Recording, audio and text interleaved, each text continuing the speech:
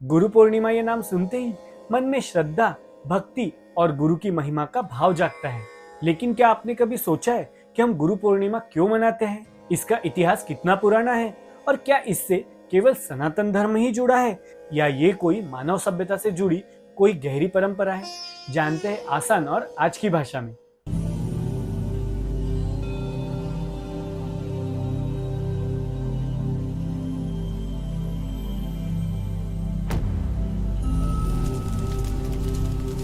आज की कहानी में हम जानेंगे गुरु पूर्णिमा की पौराणिक, ऐतिहासिक और आध्यात्मिक पृष्ठभूमि।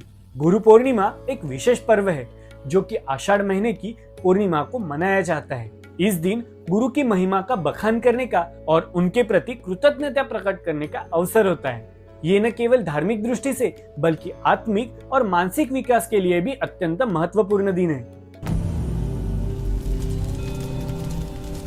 गुरु पूर्णिमा का मुख्य कारण है महर्षि व्यास का जन्म। वेद व्यास ने वेदों को 4 भागों में बांटा, महाभारत लिखा और 18 पुराणों की रचना की। इसीलिए इस दिन को व्यास पूर्णिमा भी कहा जाता है।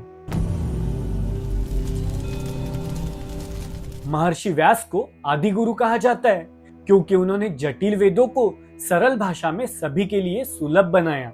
उनके बिना वेद ज्ञान आम जन तक नहीं पहुंचते। उन्होंने ज्ञान को शब्दों में बदला, जिससे भारत की संस्कृति आगे बढ़ी। ऋग्वेद से लेकर उपनिषदों तक गुरु की महिमा बार बार बताई गई है।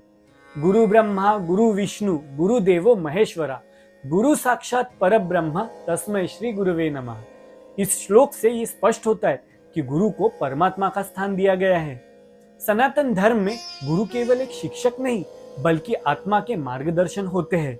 वे जीवन में अंधकार से प्रकाश की ओर ले जाते हैं। कबीरदास भी कहते हैं, गुरु गोविंद दोऊ कड़े काके लागे पाए, बलिहार गुरु आपने गोविंद दियो बताए।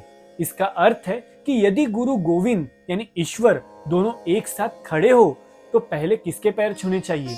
इसका उत्तर है गुरु के, क्योंकि गुरु ने ही ईश्वर तक पहुंचने का मार्ग बताया है।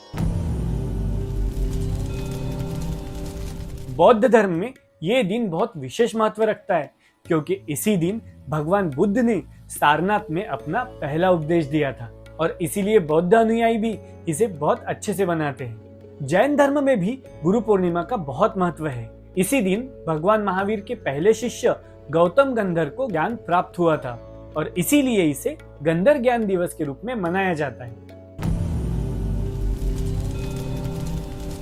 आज भी गुरु का स्थान कम नहीं हुआ है, चाहे वो स्कूल के शिक्षक हो, जीवन के कोच हो या आध्यात्मिक मार्गदर्शक, वे सब इस दिन हमारे आभार के पात्र होते हैं।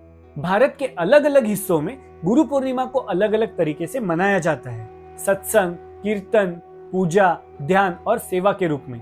हिमालय से कन्याकुमारी तक यह दिन श्रद्धा और साधना का प्रतीक है। पूर्णिमा का चांद मानसिक शांति, भावनात्मक संतुलन और आत्मबोध का प्रतीक है। गुरु पूर्णिमा का चंद्रमा हमें याद दिलाता है कि जैसे चंद्रमा प्रकाश देता है वैसा ही प्रकाश हमें गुरु से प्राप्त होता है। गुरु केवल ज्ञान नहीं देते बल्कि वो अपने कर्मों को भी दिशा देते हैं। उनके उपदेश और ऊर्जा हमारे जीवन में संतुलन और उद्देश्य लाते हैं। गुरु हमें अज्ञान के अंधेरे से निकालकर ज्ञान के प्रकाश की तरफ लेके जाते हैं और इसीलिए उन्हें दीपक भी कहा जाता है। आज भी अनेक संत जैसे स्वामी विवेकानंद, रमन महर्षि, गजानन महाराज, रविशंकर, सद्गुरु आदि ने गुरु परंपरा को आगे बढ़ाया है। वो आज की पीढ़ी को उसी पवित्रता से मार्ग दिखा रहे हैं। गुरु पूर्णिमा केवल धर्म का पर्व नहीं है, यह व्यक्तिगत विकास, आत्ममंथन और मार्गदर्शन पाने का दिन है। इस दिन संकल्प ले कि आप अपने गुरु के दिखाए मार्ग पर चलेंगे। गुरु केवल कोई व्यक्ति नहीं, वो एक शक्ति है जो हमारे अंदर प्रकाश भरती है। चलिए हम सब अपने जीवन के उस गुरु को पहचानें और उनके प्रति आभार प्रकट करें। तो अगर आपको ये कहानी अच्छी लगी हो तो वीडियो को लाइक और चैनल को सब्सक्राइब करना ना भूलें। धन्यवाद।